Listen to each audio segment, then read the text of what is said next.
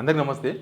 ఈ మధ్యకాలంలో సీఎం రేవంత్ రెడ్డి ఇచ్చిన స్టేట్మెంట్లు, లేకపోతే మంత్రులతో ఇప్పించిన స్టేట్మెంట్లు, లేకపోతే పేపర్లకు ఇచ్చిన లీకులు, ఇవన్నీ కూడా ప్రభుత్వాన్ని డిఫెన్స్లో పడేస్తున్నాయి.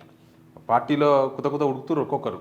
అసలు ఇవి కావాలని చేస్తున్నాడు, ఈయన కావాలని చేస్తున్నాడు. కానీ మమ్మల్ని ఎందుకు బలి చేస్తున్నాడు? మినిస్టర్ బలి, ఎమ్మెల్యేలు బలి, మొత్తంగా పార్టీ బలి, ప్రభుత్వం బలి. ఇది రేవంత్ రెడ్డి స్కెచ్ ఏంది? అసలు మనం మాట్లాడుతున్న మాట కాదు ఇది. కాంగ్రెస్లో ఎవరికి ఫోన్ చేసినా ఈ విషయాలు చెప్తున్నారు. అసలు ఎందుకు ఇట్లా మాట్లాడుతున్నాడు? ఏమైంది ఈయనకి? మొన్నదాకానేమో మనం చూసినాం కదా, హిట్లరు అట్లాంటి కామెంట్లు చేసిండు. అవి ఆయనకు వ్యక్తిగతంగా డ్యామేజ్ చేసినాయి. హిట్లర్ను ఫాలో కావడం కానీ, లేకపోతే ఇంకా కొన్ని అట్లాంటి విషయాలన్నీ కూడా ఆయన డ్యామేజ్ చేస్తున్నాయి.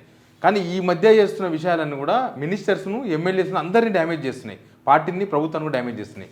ముందు సబ్స్క్రైబ్ చేయండి, షేర్ కూడా చేయండి. నిజానికి మన ఉత్తమ్ కుమార్ రెడ్డితోన క్యాబినెట్ మీటింగ్ అయిపోయిన ఉత్తమ్ కుమార్ రెడ్డి తర్వాత అగ్రికల్చర్ మినిస్టర్ ఇద్దరు ప్రెస్ మీట్ పెట్టిండు. తుమ్మల నాగేశ్వరరావు ప్రెస్ మీట్ పెట్టి, మేము కేంద్ర ప్రభుత్వం ఎన్ని ఒడ్లు కొన్నామంటే అన్నే ఒడ్లు కొంటాం, అంతకుమించి మేము కొనలేమని చెప్పిండ్రు. నిజానికి అది ఈ టైంలో మాట్లాడాల్సిన మాటలు కావు. ఎందుకంటే ఒడ్లు ఇప్పుడు కొనేది లేదు, ఆల్రెడీ కొనేసిండ్రు.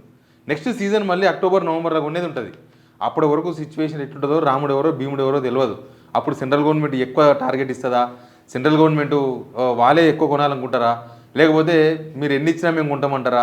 అప్పుడున్న సిచ్యువేషన్ ఏదో తెలియదు. కానీ ఇప్పుడు మాట్లాడాల్సిన అవసరం లేదు. క్యాబినెట్ మీటింగ్ పెట్టుకొని మొన్న మినిస్టర్స్ అందరిని పిలుచుకొని మాట్లాడిన తర్వాత వీళ్ళిద్దరితో ప్రెస్ మీట్ పెట్టించిండు. వీళ్ళిద్దరు ప్రెస్ మీట్ పెట్టి లోపల ఏం చెప్పమన్నారో బయటకు వచ్చి అదే చెప్పిండ్రు. మళ్ళీ వీళ్ళకి తెలియలేదా అంటే ముఖ్యమంత్రి చెప్పిండు కాబట్టి వచ్చి ప్రెస్ మీట్ పెట్టిండు. దానిలో ఉత్తమ్ కుమార్ రెడ్డిని, తర్వాత అగ్రికల్చర్ మినిస్టర్ తుమ్మల నాగేశ్వరరావు ఇద్దరిని రైతులు పొట్టు తిట్టుకుంటున్నారు. పెద్ద కాంట్రవర్సీ అయింది. మీ గవర్నమెంట్ ఉన్నది ఎందుకయా? ఒడ్లు కొనకపోతే ఇంకెందుకు? మీరు సెంట్రల్ గవర్నమెంట్ కొంటే తప్ప మీరు కొనరా? ఇంకా మధ్యలో మీరెందుకు? డైరెక్ట్ సెంట్రల్ గవర్నమెంట్ ఉంటుంది కదా. అది సెంట్రల్ గవర్నమెంట్ను బద్నాం చేద్దామన్న ఉద్దేశంతోన చెప్పిండా? ఆ ఉద్దేశంతో చెప్తే ఇట్లా ఇరకపోరు కదా. ఇప్పుడు ఇరకపోయింది గవర్నమెంట్. మినిస్టర్ ఉత్తమ్ కుమార్ రెడ్డి మాట్లాడినా, ఇంకో మినిస్టర్ మాట్లాడినా వ్యక్తిగతంగా వాళ్ళకే నష్టం లేదు. అది గవర్నమెంట్ డిసిజన్, గవర్నమెంట్కి నష్టం. ఇప్పుడు రైతులంతా పొట్టు తిట్టుకుంటున్నారు. నిజానికి రైతులు తీవ్రమైన అసంతృప్తితో ఉన్నారు గవర్నమెంట్ పైన. ఓ పక్క మొన్న సరిగా ఒడ్లు కొనలేదు, లేకపోతే వాళ్ళకు ఇవ్వాల్సిన బోనస్ ఇవ్వలేదు, యూరియా యాప్లో లేదు, షాపులో లేదు, అసలు యూరియానే లేదు మార్కెట్లో.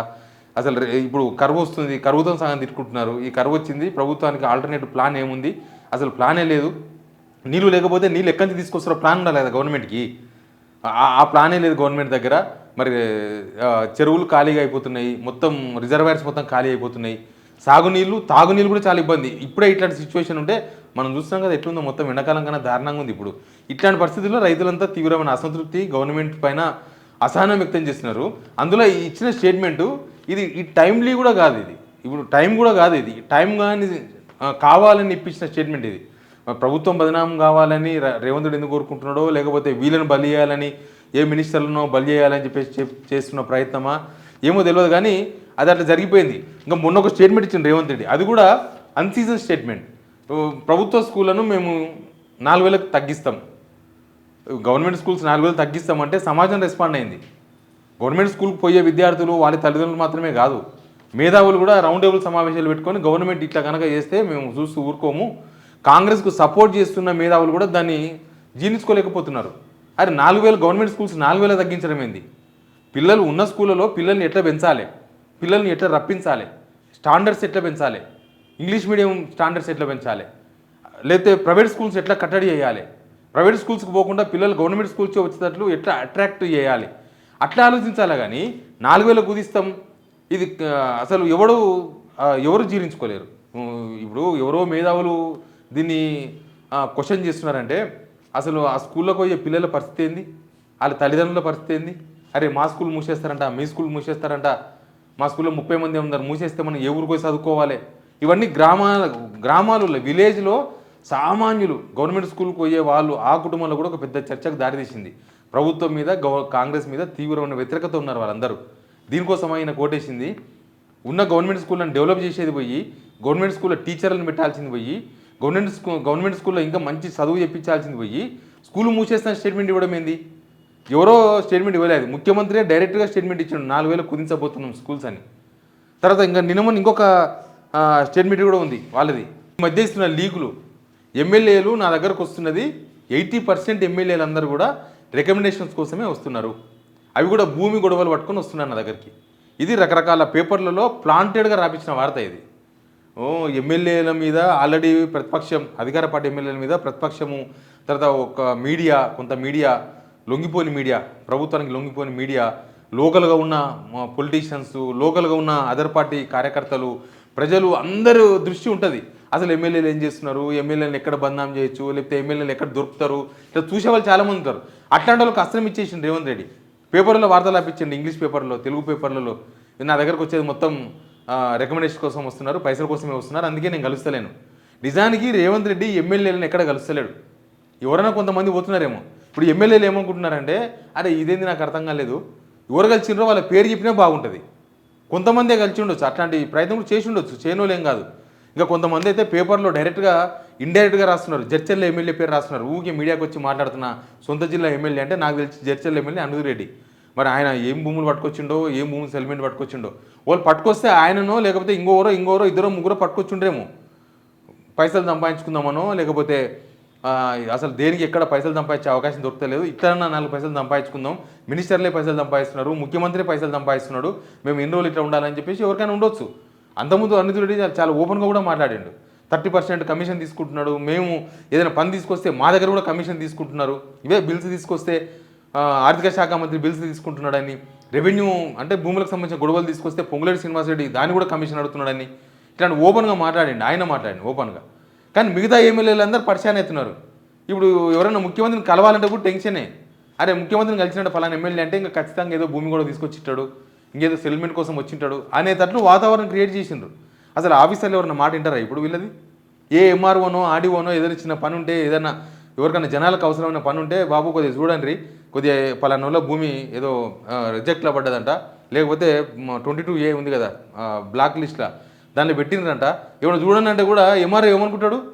అరే ఎమ్మెల్యే ఏదో పెద్ద బిజినెస్ చేస్తున్నట్టున్నాడు లేకపోతే ఆయన ఎందుకు చెప్తాడు మొన్ననే కదా పేపర్లు వచ్చింది సీఎం రేవంత్ రెడ్డి అట్లా ఓపెన్ చేసినాక అట్లా ఓపెన్గా పేపర్లో రాపించుకున్న తర్వాత ఇంకా ఎవరు పోయి ఎమ్మెల్యే కలదు బహుశా ఎమ్మెల్యేలు రేవంత్ రెడ్డిని కలవాలనుకున్నా కూడా ఇప్పుడు కలవలేని సిచ్యువేషన్ క్రియేట్ చేసిండ్రు సేమ్ టైం ఎమ్మెల్యేలు అంతా బద్నాం అయిపోతున్నారు ఆల్రెడీ వాళ్ళు చేసే కొంతమంది చేస్తుండొచ్చు మరీ అంత శుద్ధపూసలే లేరు ఎమ్మెల్యేలు వాళ్ళు కొంతమంది సెటిల్మెంట్ చేస్తుండొచ్చు కొంతమంది భూముల సెటిల్మెంట్ చేస్తుండొచ్చు కొంతమంది రకరకాల కలెక్షన్లు చేస్తుండొచ్చు అది స్థానికంగా మీకు చాలామందికి ఐడియా ఉంటుంది ఖచ్చితంగా ఆ పని చేస్తున్నారు వాళ్ళు చేయట్లేదని ఎవరు చెప్పడానికి లేదు కానీ రేవంత్ రెడ్డి పేపర్లో రాయించడం అనేది వాళ్ళను మొత్తం అసలు లేవకుండా మొదలే వాళ్ళ మీద తీవ్రమైన వ్యతిరేకత ఉంది ఎమ్మెల్యేల మీద కాన్స్టిట్యున్సీలలో వాళ్ళు డెవలప్మెంట్ చేస్తలేరు లేకపోతే ప్రభుత్వ స్కీమ్స్ వస్తలేవు గవర్నమెంట్తో ఏ పని చేపిస్తలేరు గవర్నమెంట్ ఎమ్మెల్యేలే అధికార పార్టీ ఎమ్మెల్యేలే చెప్పనీకే కానీ చూడడానికి ఏం లేదు చెప్పుకొని నవ్వాలి చూసుకొని ఎడవాలి అట్లా అయిపోయింది అధికార పార్టీ ఎమ్మెల్యేలది ఇప్పుడు ఈ పిడుగు వాళ్ళను ఎటు కదలకుండా చేస్తుంది ఇంకా కనీసం ఏదైనా పని కోసం ఏదైనా ఎంఆర్ఓ దగ్గరకో ఆర్డీఓ దగ్గర పోతే కూడా ఏదో సెటిల్మెంట్ కోసం పోయిననే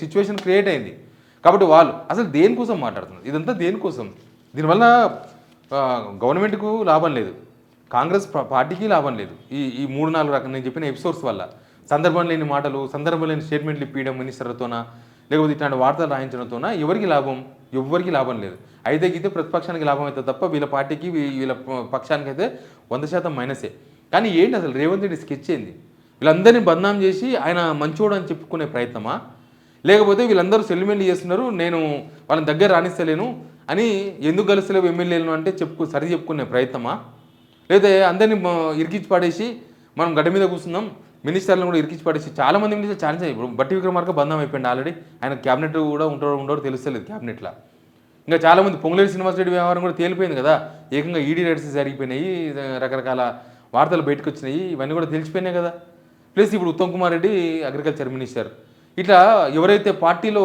ప్రభుత్వంలో ఇంపార్టెంట్గా ఉన్నారో వాళ్ళందరినీ ఇరికిచ్చేసేసి నేను సేఫ్ అని చెప్పుకునే ప్రయత్నం చేస్తున్నాడా కానీ ఆయన సేఫ్ అవుతుండేమో కానీ ప్రభుత్వం బలవుతుంది పార్టీ కూడా బలవుతుంది ఇప్పుడు కాంగ్రెస్ పార్టీలో కూడా చాలామంది చర్చ అసలు ఎందుకు మాట్లాడుతున్నాడు ఇది అసందర్భం కదా సందర్భం కూడా కాదు కదా ఎవరు అడిగినరు ఒడ్లు కొనమని ఇప్పుడు ఎవరు అడిగినరు ఎవరు అడగలేదు మళ్ళీ పంట వండిన తర్వాత అడుగుతారు కానీ ఇప్పుడే ఎందుకు చెప్తున్నాడు కరువుకు దానికి సంబంధం లేదు కదా ఇట్లా చాలా విషయాలు రేవంత్ రెడ్డి మాట్లాడుతున్నాయి మొత్తం కూడా బూమ్రంగ్ సెల్ఫ్ గోల్ అంటారు చూడు అంటే వాళ్ళందరూ వాళ్ళే కింద పడతారు అట్లా మొత్తం సెల్ఫ్ గోల్ అవుతుంది గవర్నమెంట్ మొత్తం కూడా బూమ్రంగ్ డిఫెన్స్లో అసలు ప్రతిపక్షం కనుక గట్టిగా పీక పట్టుకుంటే ఇలా పానం పోతుంది అట్లా తయారైపోయింది సిచ్యువేషన్ మొత్తం కూడా మీకేమనిపిస్తుందో మీరు కూడా కింద కామెంట్ చేయండి ప్లీజ్ సబ్స్క్రైబ్